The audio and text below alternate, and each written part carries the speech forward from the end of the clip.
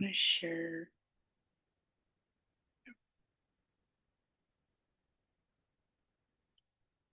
both. Oh, shoot.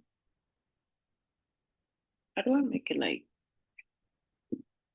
okay, okay, that's beautiful, beautiful. Okay, let's go here then. And then we're gonna go here. And then we're gonna work myself right there. Okay. Hope that you can see me right. Okay.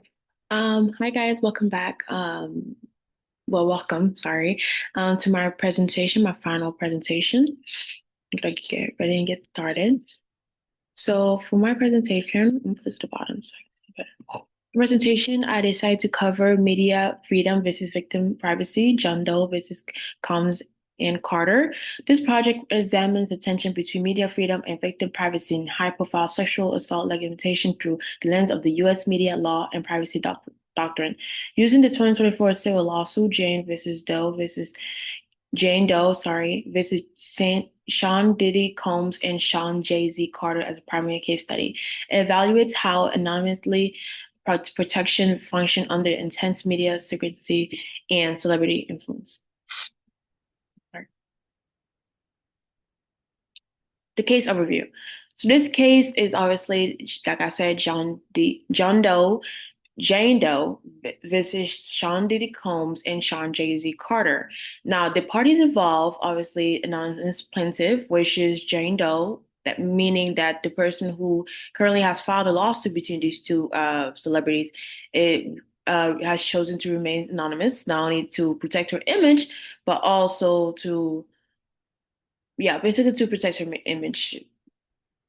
The allegations are the plaintiff alleges that she was sexually assaulted by both defendants at a 2000 MT Video Music Award after party when she was just 13 years old, making her a minor in this case.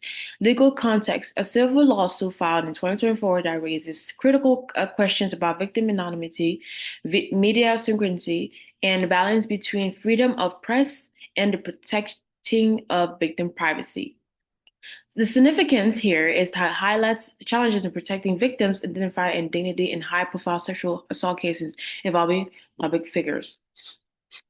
So my research question is, how do U.S. media and privacy protection function to safeguard victim and anonymity in high-profile sexual cases involving public figures? Sorry, the light is so bad in my room, I can't. Okay, here we go. Theme one. So for my presentation, I was able to come up with a couple of themes, and one of the themes that I was able to gather from this case study was that the legal procedure protection for anonymity. Now I'm here, I was able to kind of summarize it here, but I'm also going to read it off my tablet to really showcase you guys what I really this theme is about. Now, the key points of this theme is used as Jane Doe filings in the courtroom confidentially to protect survivors. In this case, the survivors of sexual assault, as Jane Doe was just when she 13 when she was sexually assaulted, as she alleges in this court study. Now, there was a couple complaints that she filed, and the complaints showed the use of Jane Doe filings in request of courtroom confidentially to shield survivors from public exposure. Now, this was a decision made by the courtroom, not Jane Doe herself, but it was also part of her saying. Now, these measures aim to protect victims while allowing cases to proceed. However, despite such safeguards, the lawsuit's high-profile nature and the defense's celebrity status drew substantial media attention, which we're here to talk about. Now, other things that I was able to see here that this case was also covered by attorney Douglas, revealed that has observed in other dating cases and plaintiff face legal and psychological risk.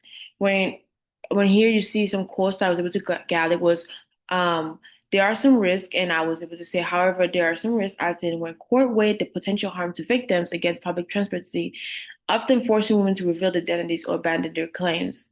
Now, this is also a quote that can relate to why Jane Doe decided that she was going to remain anonymous and not file this case as with somebody with her name because she does want to protect her name, and the court was able to agree with that by giving her a protection as a survivor.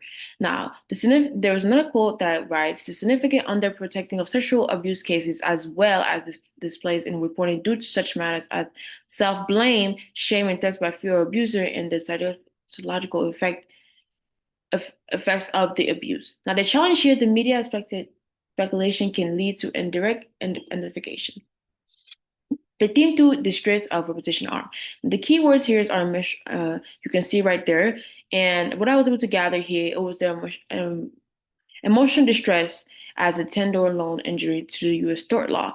EU case JKVTPSA, dignity and emotional harm recognized by compensable. So obviously there are some emotional impact that does take in this case where obviously the victim, as being young as she was when she was sexually assaulted, as this is still alleged because the case has not fully been done yet or fully been filed.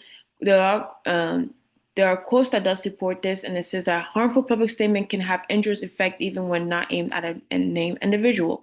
There's another quote that says protection also precludes the public expression of discriminatory statements, which also does something to the emotional distress and what we were able to gather this from my second theme. My third theme, the media narrative, celebrity partner, and victim identity. When you see celebrities like Diddy or Jay-Z or Casey, for example, which she is also one of the victims but she personally didn't file this case, but she was also a individual that was able to come out in the light without remaining anonymous to talk about what what occurred with obviously the celebrity called Jay-Z. Now, my theme also focused on the media and the celebrity part that plays a role in this case. Celebrity status amplifies public interest and more speculation. The EU Maruko decision, dignity-based harm applies in non-financial context. When you have cases such as these, there are some filings such as punitive damages that is done, and also compensatory compensatory damages that is also filed here. Now, in this case, that we completely don't not we're not sure if the victim that filed this case was able to be paid an amount, or was she just the one suffering from this punitive damages that we also have seen from this.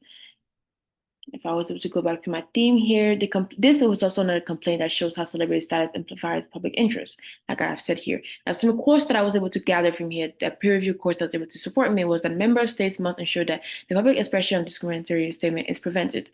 Protection of an individual from discriminatory or demeaning treatment, even in non-financial context, can also play a huge role. But how does it inform other peers? Now, I'm not gonna read the entire thing. Feel free to do so.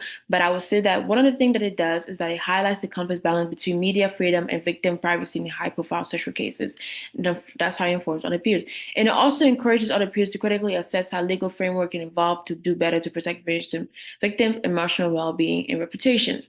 And also another thing that I would like to showcase to say is also that it provides a nuanced framework for analyzing similar cases, promoting more informed discussion on victims' rights, media ethics, and legal reforms. Now, one of the things I'm going to say is not on here, but I will say it will make victims feel more comfortable coming out and speaking about this, and also feeling confident enough to sue and also file these cases, because there are a lot of things like this that happen in the media that a lot of victims do not come up with forward with, especially people like Casey. Obviously, I know she was very afraid when she came in to file against Sean Diddy Combs, but the reason why so many things like this was able to happen, so many people came out with their case, was because Casey decided that she was also going to make an example of this. Now, I'm not saying that she was the first person to file this against Sean Diddy Combs, but she was also one of the biggest persons to be recognized in this case. Even though this specific case is not about her, it is really to inform other people that it is okay to come out, and that it is okay to speak about the situation and not always have to hold it in for the very end. Now, my keywords here are, no, I'm not going to read the keywords because I'm running out of time, but I will say the gap between for conclusion, the gap between formal anonymity protection and war victim experience. There are public suggestions, stronger anonymity measures, regulation of speculation reporting, censoring dignity in high-profile social cases, legislation. Now, the court decision, the case is currently pending with no final court ruling issued yet. Analysis focused on procedural and legal issues raised in the complaint, including protection of anonymity, emotional distress claims, and media influence. The outcome of said important proceedings regarding victim privacy and media freedom in high-profile sexual cases lawsuit. Here are my references, and thank you again for listening and watching.